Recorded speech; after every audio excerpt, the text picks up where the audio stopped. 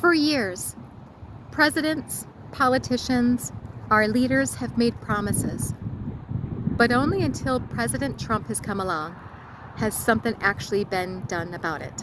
I'm referring to Iran. As you know, that we are in Operation Epic Fury. Our military has been engaged with Iran. Everybody has seen it. The news has been talking about it nonstop. You can't miss it.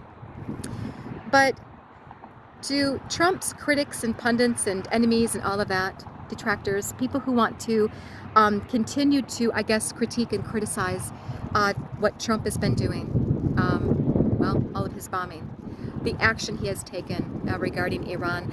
You know, so many people have talked about doing something, but nobody ever did. Not until Trump. I wrote down a few quick things. I did a quick, like, 10-minute search, not even on Google. And I just came up with this. There's so much more. But Hillary Clinton, back when she was Secretary of State, she would talk about stopping Iran from acquiring a nuclear weapon as imperative, her exact word, I quote. And she would talk about crippling sanctions, engaging in tougher sanctions, etc., and P5+1 talks, that was when she was Secretary of State. Bill Clinton, when he was president, would also talk about stopping Iran from being able to, at some point, acquire a nuke bomb. And he said, and I quote, "I am formally announcing my intention to cut off all trade and investment from Iran." That was back in 1995. I guess that was supposed to somehow rein Iran in or something. George Bush, when he was president, he would talk about sanctions, negotiations, incentives, whatever, to stop the uranium enrichment, Iran's nuclear program, to basically bring it to a halt and to bring it to its knees. I guess if they negotiate and if they have enough discussions, that somehow that's going to put Iran in its place or something, and I guess stop their nuclear program in its tracks. But anyway, then you have Barack Obama.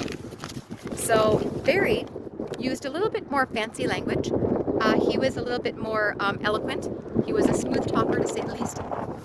And he would talk about breakthrough agreements, comprehensive solutions, international sanctions, etc. He said, and I quote, "The United States will do what it must to prevent Iran from obtaining a nuclear weapon." That was back in 2012. And then, of course, you had Joe Biden, who continued a lot of Barry's, I guess, verbiage and kind of the same thought stream. Joe Biden would talk about the international agreements, the diplomatic partnerships, etc., to stop Iran from, again, obtaining a nuke bomb. And he said, and I quote, "Iran will never get a nuclear weapon on my watch." That was in 2021. And then, of course, no one can forget Kamala Harris. I call her Cackles. Cackles gave an interview on 60 Minutes that was in 2023, and she was asked, "What is your message to Iran?" And she said, everybody I think remembers this, she said, "Don't." One word. Pretty straightforward. I guess my point is, folks, I'm saying all of this because for so long now, there's all of these critics, all of these pundits, all of these people talking about what Trump has been doing about Iran. He's been bombing them, everybody's seen it, what the military has been doing, etc. And obviously negotiations isn't working. Negotiations, sanctions, discussions, obviously none of that is working.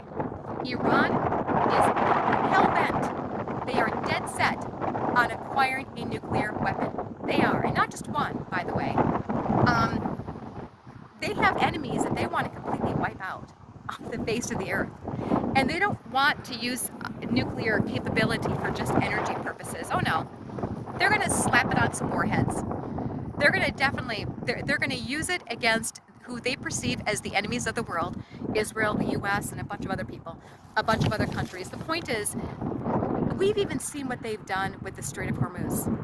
Recently, we've seen how they've even held that hostage, basically holding the world's supply of oil hostage. If Iran was able to obtain nuclear capability, it would be a disaster, not just for the US, but for the entire world. Trump is doing what he must do. He is taking the decisive and bold action that no other president, no other leader, no other politician has dared to go. He's basically gone farther and did more than any other leader has dared to go. And you know, you really gotta hand it to the man. He's got enough muscle, enough boldness, enough balls to do what must be done. And you know, you think it's about time we have a leader in office who actually acts on behalf of not just the US, but the whole world. Stop apologizing for the US and start standing up for it. And not just that, start putting our enemies in their place and start making this world a safer place.